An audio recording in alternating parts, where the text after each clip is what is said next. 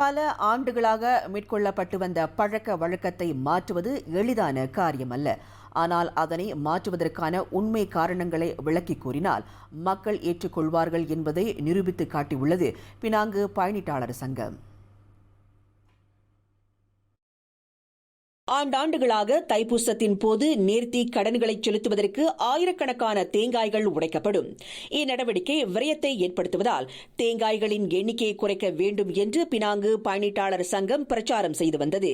முதலில் இதற்கு கடும் கண்டனம் தெரிவிக்கப்பட்டாலும் காலப்போக்கில் அதன் உண்மை காரணத்தை கண்டறிந்து மக்கள் அந்த ஆலோசனைக்கு செவிச்சாய்க்க தொடங்கியிருப்பதாக கூறுகிறார் அச்சங்கத்தின் கல்வி மற்றும் சுற்றுச்சூழல் அதிகாரி NV சுப்பாராவ்.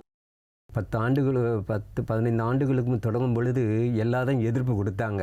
இந்த யாரோ சுப்பராவ் தலையில் போய் தேங்காய் உடைப்போம் அப்படின்னு சொன்னவங்க கூட இருந்தாங்க.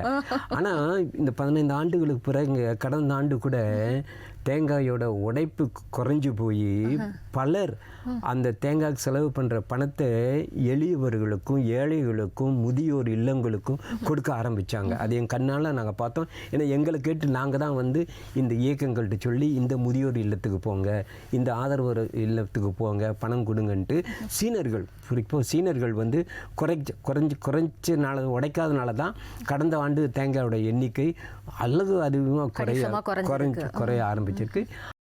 மேலும் திருவிழாக்களின் போது ஏற்படும் உணவு விரயம் மற்றும் நெகிழி பயன்பாட்டை தவிர்க்க பினாங்கு பயணிட்டாளர் சங்கம் மேற்கொண்டு வரும் பிரச்சாரங்களும் பலனளிக்க தொடங்கியிருப்பதாக அவர் கூறினார். நாங்கள் பல ஆண்டு காலமாக உணவு ஒரு தெய்வமாக நம்ம கருதணும். உணவு வேண்டாம்னு சொல்லும் பொழுது இப்போ நிறைய இடங்களில் அவங்க ஒரு 10 பேர்னா 10 பேர் தான் சமைக்கிறாங்க, 50 பேர்னா 50 பேர் தான். ஸோ அந்த உணவு விரயம் கூட குறைய ஆரம்பிச்சிருக்கு. அதுதான் ரொம்ப முக்கியம் பாருங்கள் இப்போ உள்ள காலகட்டத்தில். இதனிடையே இணையத்தில் பொருள்களை வாங்கும் பழக்கம் தற்போது பயணிட்டாளர்களிடையே அதிகரித்து வருவதால் அதனை சாதகமாக பயன்படுத்தி மோசடிகள் நிகழ்வதையும் சுப்பாராவ் சுட்டிக்காட்டினார். ஒரு பெண்மணி பினாங்கிலிருந்து சீன நாட்டிலிருந்து ஒரு கைபேசியை அவங்க இணைய வழி பணம் கொடுத்து அதை கேட்டிருந்தாங்க. ஆனால் அவங்களுக்கு அந்த விளம்பரத்தில் ரொம்ப பிரமாதமாக போட்டுருந்துச்சு, இந்த மாதிரி ஒரு கைபேசி எங்கேயுமே கிடைக்காது அப்படின்ட்டு. பிறகு அவங்க பணம் கொடுத்து அனுப்பிட்டாங்க. பிறகு பார்சலில் அவங்களுக்கு அந்த கைபேசி வந்துச்சு. திறந்து பார்த்தாங்க, கைபேசிக்கு பதில் ஒரு செங்கல்லுங்க. அது பிறகு அந்த முகவரியை தேடி எப்படிங்க நம்ம சீன நாட்டுக்கு போக முடியும்? ஏமாந்துட்டாங்க. ஆனால் பிறகு எங்கள்கிட்ட வந்தாங்க, நாங்களும் அங்கே தொடர்பு கொண்டோம், அந்த முகவரியே கிடையாது.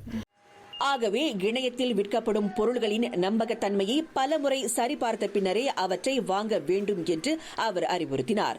நேரடியாக கடைகளுக்கு சென்று பொருள்களை பார்த்து வாங்குவது தற்போது மிக கணிசமாக குறைந்து வந்தாலும் பொருள்களின் தரத்தை சரிபார்த்துக் கொள்ளவும் அப்பொருள்கள் பழுது அடைந்தால் ரசீதின் மூலம் அதனை மாற்றிக்கொள்ளவும் அப்பழக்கம் முன்பு வழிவகுத்ததை சுப்பாராவ் நினைவு கூர்ந்தார்.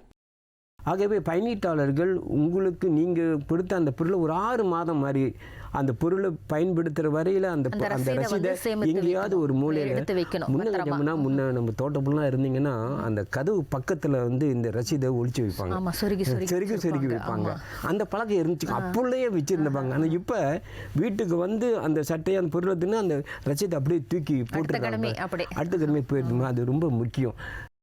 அண்மையில் பரணாமா செய்திகள் தயாரிப்பில் ஒளியேறிய பார்வை கலந்துரையாடல் நிகழ்ச்சியில் கலந்து கொண்ட போது சுப்பாராவ் அந்த தகவல்களை பகிர்ந்து கொண்டார். பார்வை நிகழ்ச்சி ஒவ்வொரு சனிக்கிழமை காலை மணி 11:30க்கும் மறு ஒளிபரப்பு ஞாயிற்றுக்கிழமை இரவு மணி 7:30க்கும் ஒளியேறுகிறது.